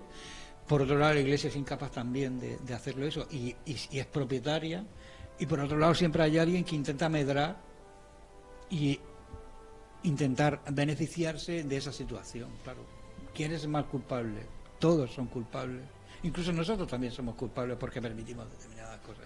Y en ese momento en el que este personaje se beneficia de todas las escasas medidas de seguridad y pone un poco en evidencia el abandono del patrimonio que estaba sucediendo, ¿no? Pues cuenta una anécdota que entró a robar a un cuartel de la Guardia Civil y entonces lo pillaron, ¿no? Pero joder, pensaba que se había escapado. Pero llegó muy lejos, ¿no? Entonces él también digamos, chantajeó, ¿no? Diciendo que, madre mía, menudas medidas de seguridad cuando él había conseguido llegar tan lejos y en lugar de ¿Eso se lo dijo a la Guardia Civil? Le pusieron únicamente una falta leve. No llegó a cometer el delito del todo, ¿no? Solo tenía la intención. Solo llegó a colarse. Madre mía, y lo soltaron para que no dijera eso. Entiendo que sería para no evidenciar que la propia Guardia Civil había permitido que llegase hasta ese punto. Qué horror. Madre mía, pues la Guardia Civil en esa época estaba como para darse con tonterías. Pero como depende de la época, pero sí es verdad que allí es que, vamos, si vivimos, es un estado que en sí mismo y su propia naturaleza podríamos llamar de corrupto, en el sentido de que su naturaleza es la fuerza, toda su consecuencia, toda su estructura es corrupta en sí mismo, o sea, es la opinión que yo tengo. Y lógicamente no podemos maravillarnos de que pudieran pasar cosas de esas, no ya al nivel de la Guardia Civil, sino que fuese un cuerpo, en mi opinión, creado en origen para poder mantener el control de la población en el campo, ¿no? ¿Y se conocían los clientes? ¿O se ha llegado a conocer algún cliente? No lo sé. Pues creo yo que no. Tampoco lo sé. No se sabe, ¿verdad? Creo que no. Hombre, seguramente que alguno habrá salido a la luz, pero vamos, yo no lo conozco. Es que claro, si nos ponemos a pensar mal, para hacerse con una obra de ese tipo, precisamente debes de disponer de altas dosis de dinero. Sí, porque... O poder. No, pero tú imagínate que robas un retablo del siglo XVI, por pequeño que sea, puede medir 2 metros por 2 metros, vamos a suponer, el más pequeño que puedas ver, de una capillita. Las condiciones en las que pueda hacer ese traslado para que no tenga ningún tipo de deterioro tienen que ser las que tienen que ser. Mándalo, por ejemplo, ¿qué te digo yo? A Los Ángeles, en Estados Unidos. ¿Qué tipo de transporte tienes que hacer? ¿Cómo lo puedes hacer? ¿En qué avión, barco lo tienes que hacer? ¿Quién paga eso? Claro, por eso él siempre, decía que robaba siempre por encargo, porque robar para luego colocarlo, pues decía que era muy complicado andar por ahí con una virgen románica o gótica que canta tanto que, claro. No, es que lo que se habla muchas veces con los diferentes robos que ha habido de obras súper modernas, como Munch. Claro, si tú robas un Munch, no lo vas a tener en... No lo pueden ver. Sí, claro. Por ejemplo, lo puedes tener en tu casa, pero en una habitación oculta del resto de la gente. Tengo aquí el dato de uno de los robos de Navarra, el retablo del santuario de San Miguel de Aralar. Dicen que cobró en 1976 100 millones de las antiguas pesetas. 600.000 euros en el año 76. Sí. Es un dinero... A cambio, ¿no? O sea, cuando lo robó el beneficio. Eran 100 millones, eran 100 millones en aquella época, sí. Eso era muchísimo. Y en esta también sí, pero es que en aquella era muchísima más, ¿no? Aquí era mucha. Pero yo te digo que eso de que después, claro, tiene vamos a decir, iba a decir desfachatez, pero es verdad que tiene el rostro humano de llamar a su libro Por amor al arte, claro. Ahí está el amor Eso al te ha arte. marcado, ¿eh? Eso es que... Es que a mí me llama mucho la atención porque un ladrón de arte habla de amor al arte. Es curioso, que puede ser que le tenga mucho respeto al arte. Pero tiene una concepción un poco extraña de a quién pertenece el arte, no sé. Claro, que Bueno, eso está muy debatido. Tenemos que... Entramos ya en los 2 últimos minutos del programa. ¿Queréis comentar algo o entro y despido directamente? No, Nada. por mí, yo quiero sea Pilar la que... Nada, que me quedo contenta con esta figura ¿De del Eric? belga. A mí me cae bien. Es un personaje, Sí, la verdad que sí. Es un poco raro. La verdad que sí. Bueno, chicos, muchísimas gracias por estar una semana más en La Fíbula, en vuestro programa, en vuestra casa. Bueno, muchas gracias por eso, por haber compartido. Ha sido muy divertido. Estas 2 horitas de radio. Hemos tocado todos los temas: extraterrestres, dioses egipcios, ladrones de guante Robin blanco, Hood, figuras de Robin Hood moderna. Madre mía. Esperamos que nuestros oyentes y televidentes pues hayan disfrutado tanto o más que nosotros. Y les emplazamos al próximo martes a las 5 de la tarde en una nueva edición de La Fíbula, en donde pues trataremos y charlaremos con el profesor García del Toro y con Emilio Sanz, gerente de Arqueotrip. Amigos, oyentes, chicos, chicas, nos vemos la semana que viene. Un abrazo. Hasta luego. Hasta luego.